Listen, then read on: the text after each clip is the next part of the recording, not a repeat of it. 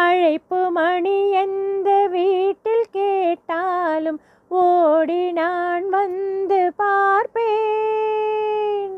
தென்றல் என் வாசல் தீண்டவே இல்லை, கண்ணில் வெந்நீரை வார்ப்பேன். கண்களும் ஓய்ந்தது, ஜீவனும் தேய்ந்தது. ஜீவ தீபங்கள் ஓயும் நேரம் நீயும் நெய்யாக வந்தாய். இந்த கண்ணீரில் சோகம் இல்லை, இன்று ஆனந்தம் தந்தாய்.